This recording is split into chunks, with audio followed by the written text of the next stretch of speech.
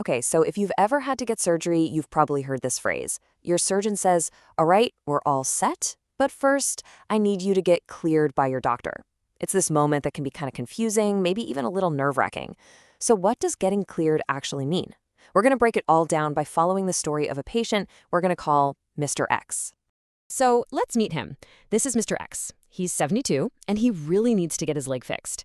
He walks into his doctor's office and says these exact words. It's a super common request, right? But what seems like a simple question actually opens up a huge, really important conversation about what it truly means to make surgery safe. And yeah, this is the real question at the heart of it all, because the answer isn't just a simple yes or no stamped on a piece of paper. What doctors are actually doing in these appointments is way more thoughtful and, honestly, way more interesting than just signing a permission slip. In fact, the whole medical world is kind of moving away from this exact phrase. And for good reason. Saying someone is cleared can create this false sense of security. Like, great, there's absolutely zero risk, which is never true. But on the flip side, it can also kick off a whole bunch of extra, unnecessary tests that do nothing but delay an important surgery. So if it's not really about clearance, then what is the point of this whole pre-op visit? Let's get into the real goals here, because it's not what you might think. It really boils down to three key things. First, the doctor is looking for any urgent health issues that might be hiding in the background, things that need to be dealt with right now. Second, they're creating a really detailed risk assessment so that you and your surgeon both understand the odds and can make a truly informed choice.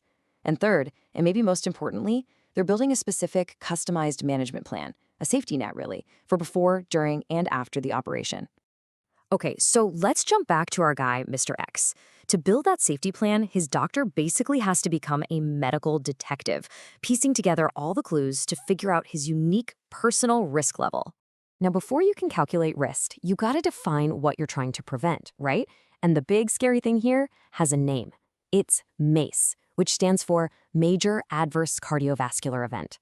Think heart attack, cardiac arrest. This is the stuff the entire evaluation is designed to help everyone avoid. And here's where it gets really fascinating. Doctors have these validated tools, these risk calculators. But if you run Mr. X's information through 4 different ones, you get 4 slightly different answers. One says his risk is pretty low, 0.4%. Another one puts it at 1.6%. This is so important because it shows us that risk isn't some single concrete number. It's a sophisticated, carefully calculated estimate. So out of all those numbers, there's one that really matters. It's 1%. The official guidelines say that a MACE risk of 1% or higher is the tripwire. That's the threshold for being considered elevated risk. And if we look back at Mr. X's scorecard, you'll see 2 of those calculators put him over that line. That's the signal to dig a little deeper. But a good evaluation doesn't stop with the numbers. It can't. A patient is not just a collection of data points on a chart. To really get the full picture, you have to look at the human factor. The calculators give us an awesome starting point, but they just can't tell the whole story. To really understand what someone can handle, you have to look beyond the medical history and see the person who's actually living the life. And the key question becomes this: how well can this person handle the physical stresses of just everyday living? There's a medical term for this. It's called functional capacity. And it turns out this is an incredibly powerful predictor of how well your body is going to handle the massive stress of a surgery. And we can actually measure this. Mr. X filled out a simple 12-item questionnaire called the Duke Activity Status Index, or DASI. He scored a 32. Now here's why that number is so important. A ton of research shows that a score below 34 is linked with tougher recoveries and worse outcomes. So this one little number adds a crucial piece to the puzzle. It confirms that, yeah, Mr. X really is in that elevated risk category. Okay, so the detective work is done. We've established that Mr. X has an elevated risk. So, now what? Well, this is where the evaluation pivots from just being an assessment into being an actionable game plan.